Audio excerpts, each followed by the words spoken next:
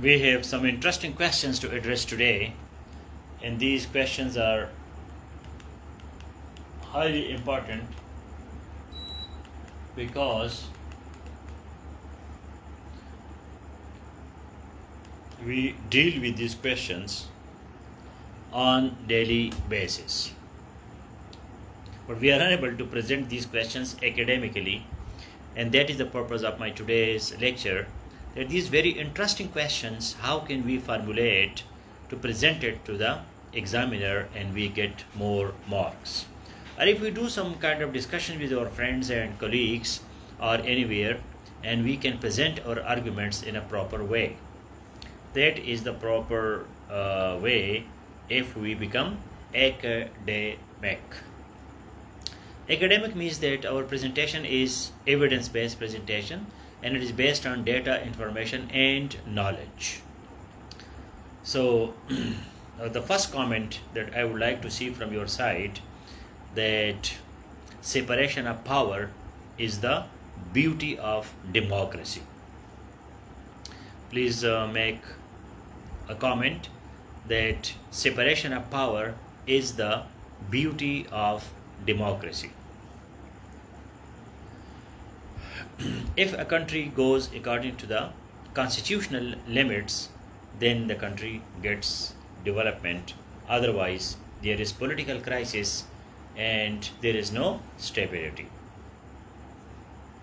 So can you make a comment that separation of power is the beauty of democracy?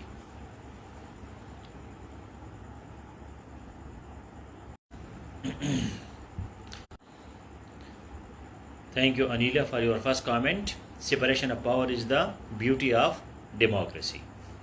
Now, you remember there was time of kings, when there was a king, an emperor. He was the chief justice, he was the chief executive, and he was the chief lawmaker. So king or emperor combined in his personality all the three functions: to make laws, to implement laws, and to run the administration. And he would be also the chief of army staff, the chief commander of the army. So king would have all the functions together. Now thanks philosophy liberated the people from kings, and Montesquieu was the first philosopher who gave the idea of separation of powers, that one person should not exercise all the three types of powers. There are three types of power. Power की तीन किस्में हैं: to execute, to make laws, and to decide as per the law. So we have the chief executive, who is prime minister. Then we have the chief justice of high courts and supreme court, and then we have the speaker of the parliament, or the president of the parliament. So we have three functions, and we have three institutions: prime minister in Pakistan, president in United States. They are responsible for the administration, to run the administration.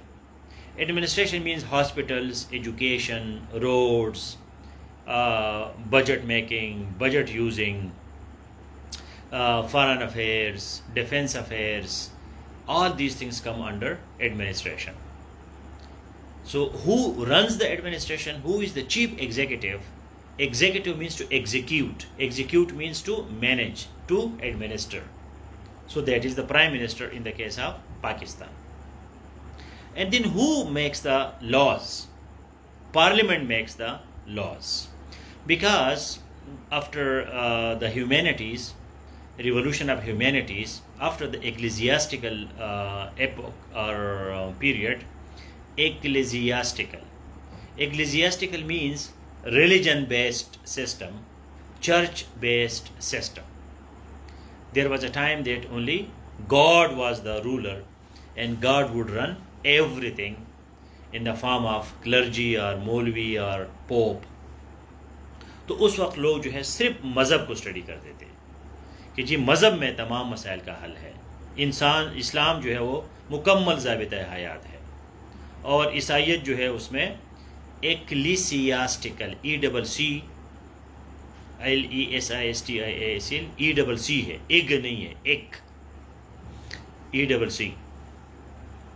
تو ایک زمانہ تھا جو ابھی بھی مسلمان اس زمانے سے گزر رہی ہے، ڈارک ایجز جس کو ہم کہتے ہیں، اندھیرے کا زمانہ، کہ جی مذہب سب کچھ ہے، قرآن و حدیث میں سب کچھ ہے، قرآن میں تمام چیزیں ہیں، بس جی قرآن پڑھو کامیاب ہو جاؤ، باقی ساری چیزیں چھوڑ دو. تو اسی طرح عیسائیت بھی اس سٹیج سے گزر گئی تھی. پوپ جو ہے وہ سب کچھ کرتا تھا، بائبل میں تمام مسائل کا علاج تھا. پھر یہ ہیومینٹیز کا ریولوشن آیا، ہیومینٹیز کہ ہیومن بیسڈ نالج، کہ یار یہ برین بھی کوئی نالج بنا سکتا ہے، صرف سب کچھ آسمان سے نہیں آتا، تم بھی کچھ کر سکتے ہو. پھر لوگوں نے گریکس کو دوبارہ ڈسکور کیا، افلاطون کو اور سقراط اور ارسطو کو، ارسطاٹل، پلیٹو اینڈ سوکریٹس. ان کو پھر لوگوں نے ڈسکور کیا، یار یہ ارسطو جو ہے یہ کوئی پیغمبر تو نہیں تھا، اور یہ افلاطون کوئی پیغمبر تو نہیں تھا. ٹھیک ہے، سقراط کوئی پیغمبر نہیں تھا، عام انسان تھے، بس فلسفی تھے، سوچ بچار والے تھے، دماغ کو استعمال کیا ہے، اتنی اچھی اچھی کتابیں لکھی ہے. کیونکہ جب عیسائیت آ گئی تو انہوں نے فلسفے پہ پابندی لگائی کہ نہیں جی بس بائبل پڑھو، دنیا میں بھی کامیابی، آخرت میں بھی کامیابی. تو لوگوں کو کیا چاہیے تھا کہ یار یہ تو مزے ہے، ایک کتاب پڑھو، اس کو بھی نہ سمجھو، بس ایم پوپ کے سامنے ہیں کرتے جاؤ تو کامیاب رہو گے دنیا میں بھی آخرت میں بھی. تو اس سے بہتر اور سودا کیا تھا؟ لیکن لوگوں نے سوچنا شروع کیا کہ یار بس یہی کام کروں گا، صرف بائبل پڑھوں گا، کوئی اور میرا کام نہیں ہے، اپنا دماغ کبھی بھی استعمال نہیں کروں گا، کریٹیکل تھنکنگ نہیں کروں گا. Critical thinking means to use your own brain, to use your own senses, کہ بندہ اپنے حواس استعمال کرے، اپنا دماغ استعمال کرے. یہ نہیں کہ جی فلان کتاب میں آیا ہے، فلان مولوی صاحب نے کہا ہے تو ٹھیک ہی ہوگا، نعیم خان کہتے تو ٹھیک ہی ہوگا، نعیم خان تو غلط ہو نہیں سکتا. تو یہ جو اپروچ ہے بڑا آسان ہے، غلام بننا بڑا آسان ہے، مالک بننا مشکل ہے. اسٹوڈنٹ بننا بڑا آسان ہے، ٹیچر بننا بڑا مشکل ہے. ادھر بیٹھ کے مجھے سننا بڑا آسان ہے، میرے جگہ بیٹھ کے بولنا بڑا مشکل ہے.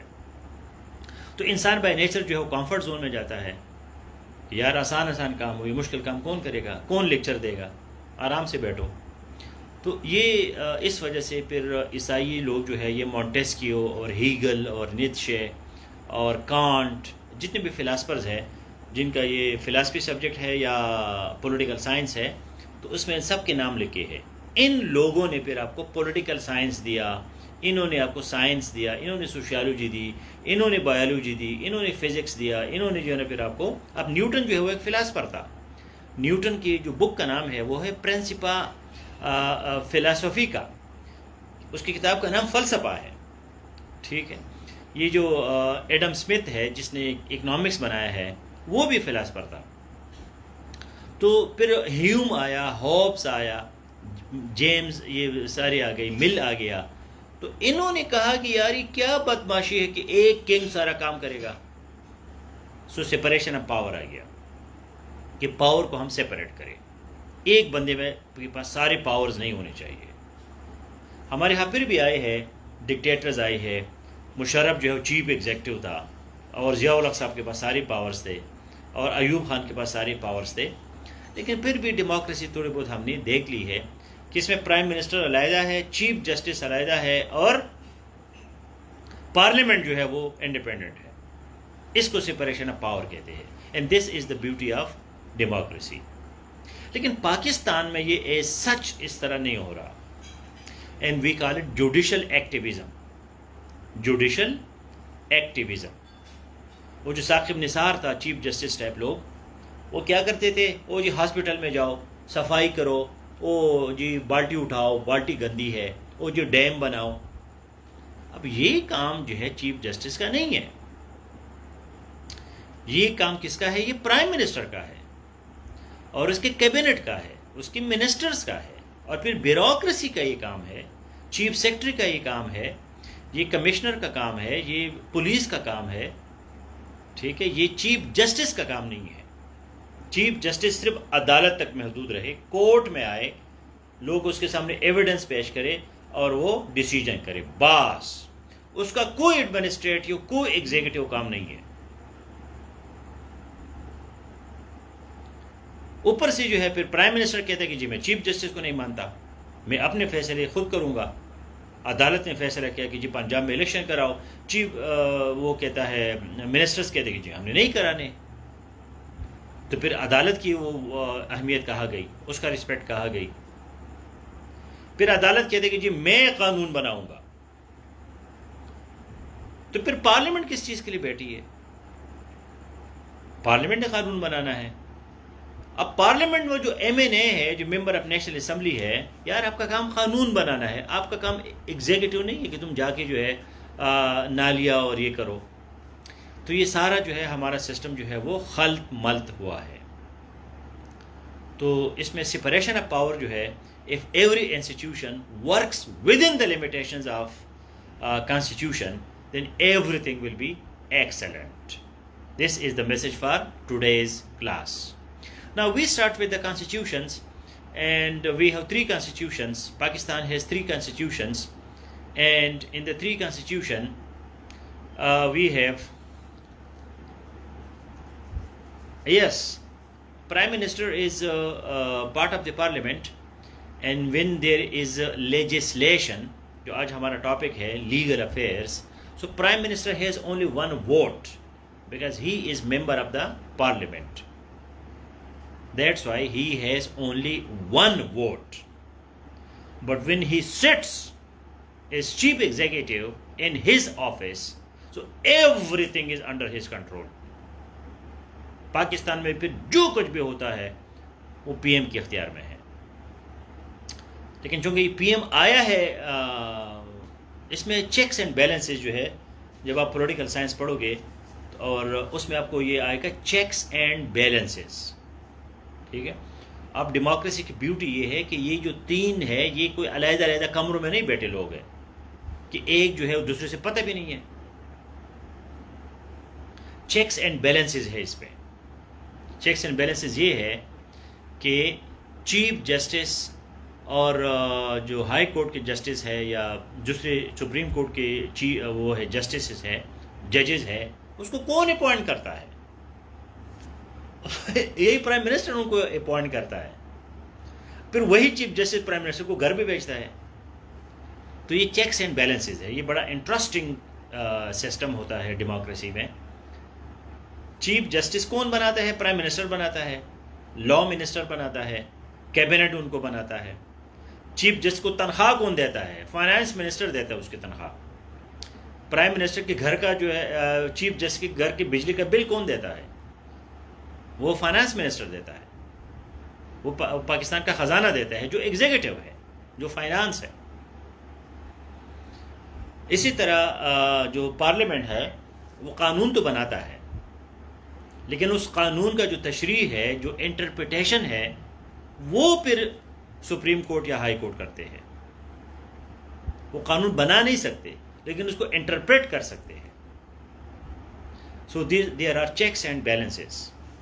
یہ نہیں کہ چیف جسٹس بالکل علیحدہ کمرے میں بیٹھا ہوگا, جو اس کے دل میں آئے وہ کرے گا. نہیں, چیف جسٹس بنے گا کیسا ہے؟ That is administrative executive function. So these things are interlinked. There is also the system of judicial review. Again, bureaucracy and parliament and prime minister is there. تو اس سچ میں سب سے بڑا بندہ کون ہے؟ پرائم منسٹر ہے, کیونکہ پرائم منسٹر کے پاس سب پاورز ہوتے ہیں, سب کچھ کر سکتا ہے. وہ مین لیڈر ہے پوری سسٹم کا. So we have there were 2 constitutions and 1 recent constitution, and this constitution is 1973 constitution. Now 1973 constitution is with the, what is constitution? Constitution is that document under which the whole statecraft functions. Statecraft functions. Because in democracy, humans, they make laws. Democracy میں انسان قانون بناتا ہے، اس میں پھر یہ خدائی قانون یا مذہب یا یہ چیزیں نہیں ہوتی. اگر آپ اسلام دیکھ لیں تو پھر علامہ اقبال کہتا ہے کہ جی جمہوریت وہی طرزی حکومت ہے کہ جس میں بندوں کو گنا جاتا ہے، تولا نہیں جاتا. تو علامہ اقبال جو ہے یا افلاطون بھی کچھ حد تک یہ سارے ڈیموکریسی کے خلاف تھے. ٹھیک ہے، کیونکہ مذہب جو ہے وہ ڈیموکریسی کے ساتھ چلے نہیں سکتا. ڈیموکریسی جو ہے اگر بل پاس ہو جائے کہ مرد عورت ہے اور عورت مرد ہے تو یہ بل جو ہے قانون بن جائے گا. اس طرح کی بل پاس نہیں ہوتی کیونکہ وہ جو پارلیمنٹیرین ہوتے ہیں ان کا بھی دماغ ہوتا ہے، وہ ایم ہی تو بل پاس نہیں کرتے. لیکن اگر ڈیموکریسی میں یہ بل پاس ہو جائے کہ بھائی جی تمام عورتیں جو ہے مرد بن گئی اور تمام مرد جو ہے وہ عورت بن گئی، تو یہ قانون ممکن ہے تھیوریٹیکلی، کیونکہ پارلیمنٹ نے بل کو پاس کیا. جیسے پارلیمنٹ بل پاس کرتا ہے وہ قانون بن جاتا ہے. تو قانون بن گیا تو پھر اس پہ تو حرف آخر ہے قانون. ہاں اس کو آپ امینڈ کر سکتے ہیں.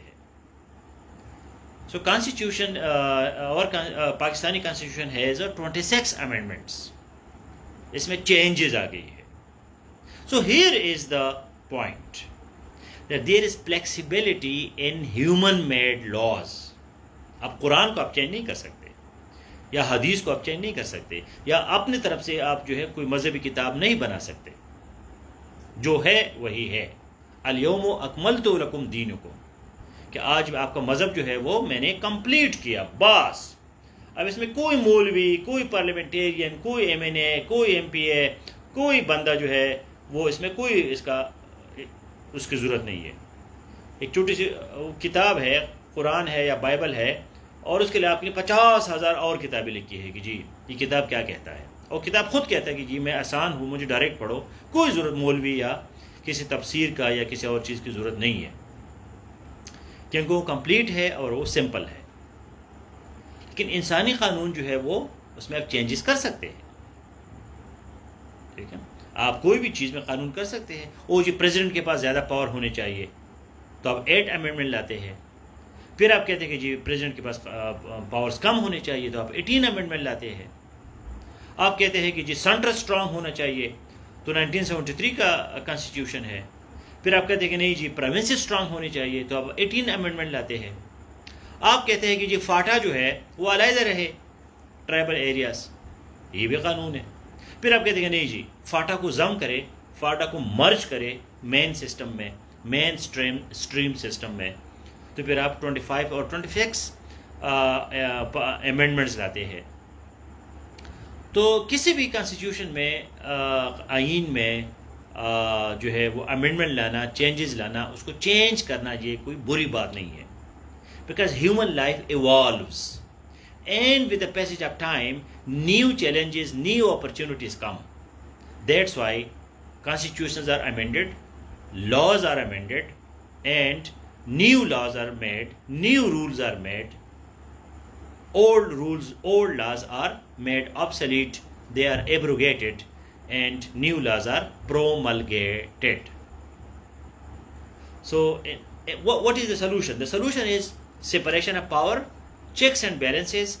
Every institution must work under the limits which is provided by the Constitution, because Constitution is the supreme document.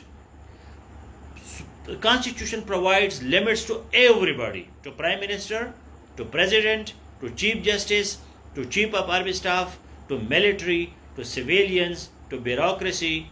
Everybody has been properly defined that this is your work. These are the fundamental rights, these are the human rights, these are the basic principles, and you have to go according to these principles.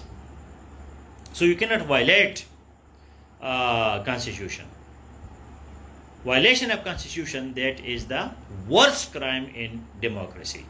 Though in country like Pakistan, civil military relations we will study in detail, many times the constitutions were abrogated. So that is our another dilemma. So I have given you the world best notes on this topic. Please read all the amendments. Please read the history of legislation. Please read the judicial recent legislation. بڑی interesting legislation آئی ہے. تو اس کو آپ Google بھی کریں، notice پہ بھی میں نے آپ کو لکھا ہے. اس پہ کویشچن بھی آ سکتا ہے کہ مثلا یہ جو ٹرانسجینڈر بل ہے کہ یہ رائٹ کس کو حاصل ہے کہ بندہ یہ کہے کہ میں مرد ہوں، میں عورت ہوں، یا میں ہجڑا ہوں. یہ رائٹ کس کو حاصل ہے؟ تو ٹرانسجینڈر بل میں یہ رائٹ جو ہے وہ ٹرانسجینڈر کو حاصل ہے. ایک باپ جو ہے وہ اپنے بیٹے کو نہیں کہہ سکتا کہ جی تم زنانی ہو، تو تم زنانی نہیں ہو، تم لڑکے ہو. وہ کہتا ہے جی میں لڑکا نہیں ہوں، آپ کہتے ہیں نہیں جی تم لڑکے ہو. تو یہ جو آئیڈینٹی کا کویشچن ہے سائیکالوجی میں اور فلاسفی میں، یہ بہت امپارٹنٹ فنڈامنٹل کویشچن ہے کہ آپ کون ہیں. بہت سے لوگوں کی شادیاں تباہ و برباد ہو جاتی ہے، کروڑوں روپے لگاتے ہیں. وہ بندہ جو ہے وہ ہجڑا ہوتا ہے، وہ ٹرانسجینڈر ہوتا ہے، یا وہ ہومو سیکچول ہوتا ہے، یا وہ لیزبین ہوتا ہے، اس کی بایولوجی کام نہیں کرتی، اور تم اس کو ٹونس لیتے ہو کہ جی جاؤ لڑکی کے ساتھ تمہاری ہم نے شادی کی ہے. وہ کہتا ہے کہ جی میں خود لڑکی ہوں تو میں لڑکی کے ساتھ کیسے شادی کروں. پھر ان کے بچے نہیں ہوتے تو لوگ خودکشیاں کرتے ہیں، دوسرے کو مار دیتے ہیں.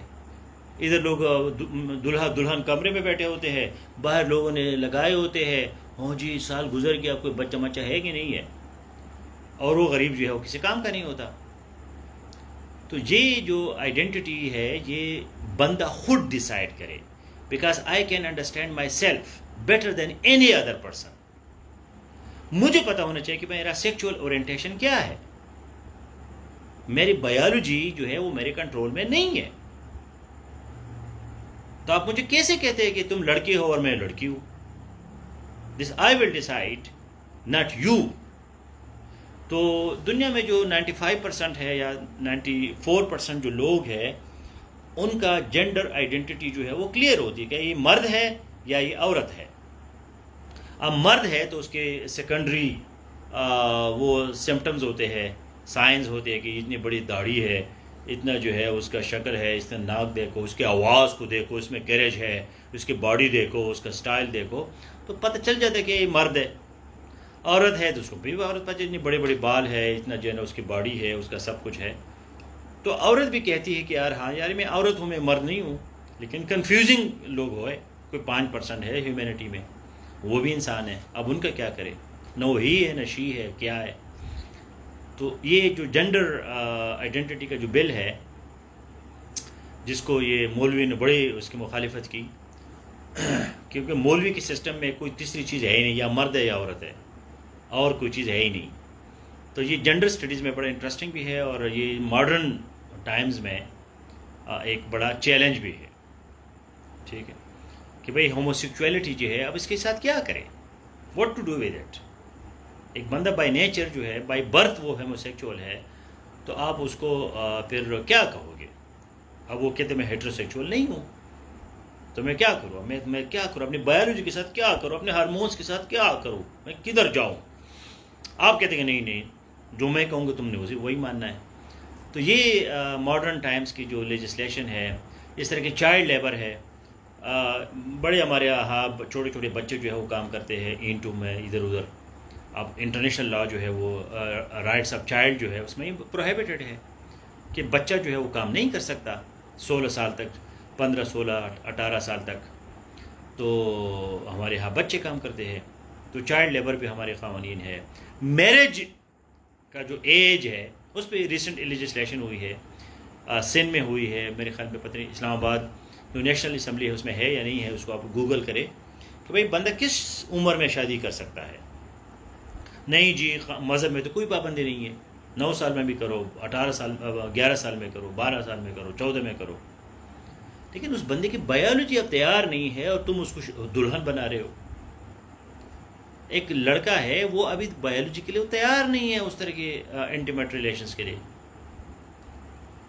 تو تم کیسے اس کو، تو اس کا کوئی لیمٹ ہونا چاہیے کہ بھائی اس کے بعد بندہ شادی کرے. یہاں تو بچوں کی بھی، چھوٹے چھوٹے بچوں کی لوگ کرتے کہ جی تمہاری ہو گئی وہ میری ہو گئی. تو یہ ماڈرن ڈے کی جو لیجسلیشن ہے دس از ویری مچ انٹرسٹنگ. تو اس پہ آپ اسٹڈی کریں کہ پاکستان کے پارلیمنٹ میں کون کون سے نئے قوانین بنی ہے.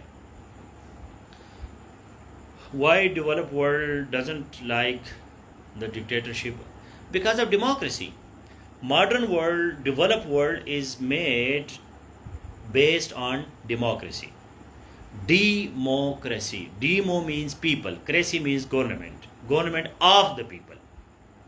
لوگ حکمرانی کریں گے, عوام کی حکمرانی ہوگی, ڈکٹیٹر کی نہیں ہوگی, ایک بندے کی نہیں ہوگی, کیونکہ یہ انڈیویجولزم ہے, یہ انڈیویجول فریڈم ہے.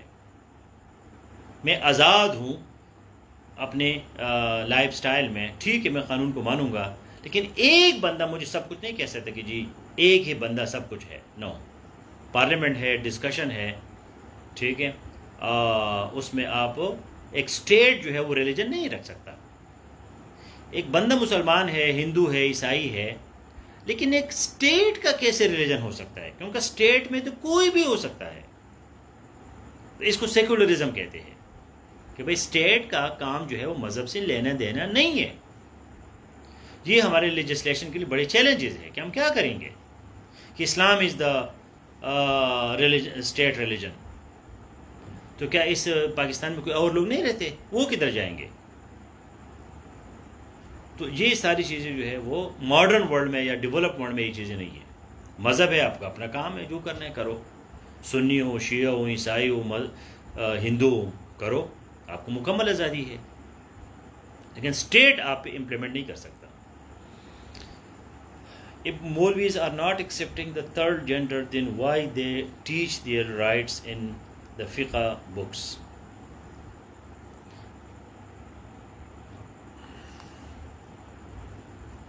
فقہ از اے لیٹسٹ ڈیولپمنٹ, یہ بعد میں بنی ہے.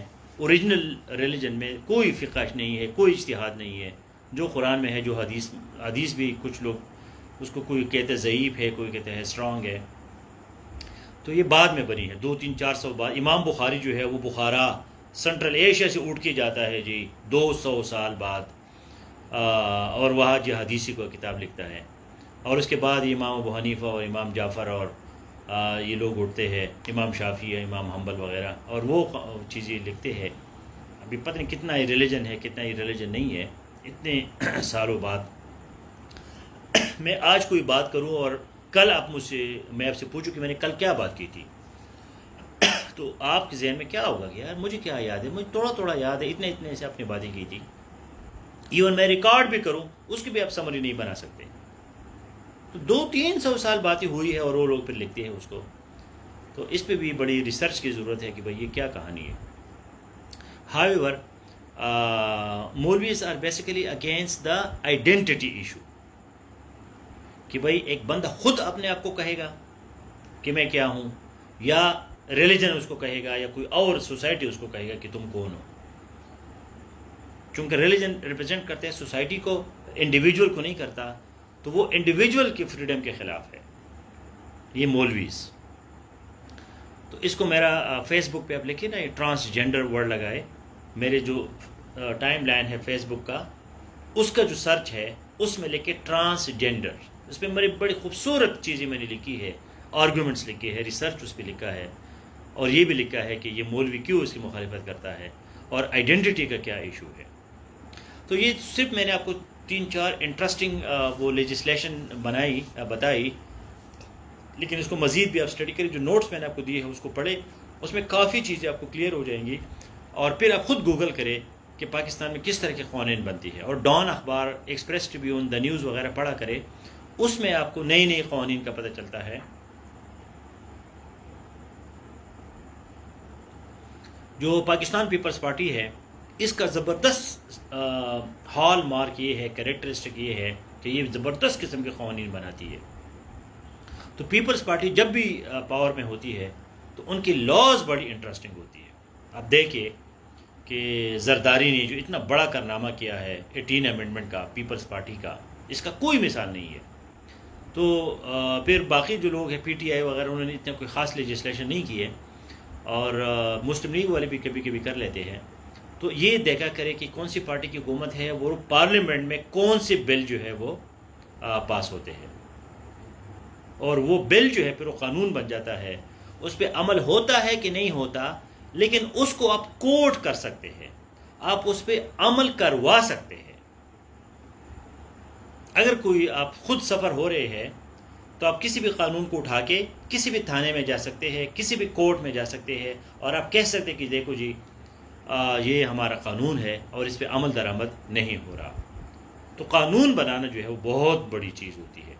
اب جو سیکنڈ یا تھرڈ امینڈمنٹ ہے, قادیانوں کو جو نان مسلم ڈکلیئر کیا گیا, تو یہ کتنا, یہ بعد میں اتنا فورس کیوں ہے؟ کیونکہ یہ کانسٹیٹیوشن میں ہے. یہ کانسٹیٹیوشن میں نہ ہوتا اور یہ قانون نہ ہوتا تو اتنا زور یہ نہ پکڑتا. تو وہ لا جو ہے اس کی طرف سے بڑا فورس ہوتا ہے. سو آل دا بیسٹ. ویری انٹرسٹنگ ہے یہ لیجسلیشن والی اسٹڈیز کرنا. Please enjoy and come live in SAFE 2 and deliver lectures on legal affairs, legislative affairs, judicial activism, separation of powers, constitutions, constitution amendments, and one question is always there in exam from these topics. Good night. Thank you, Anila, for the summary.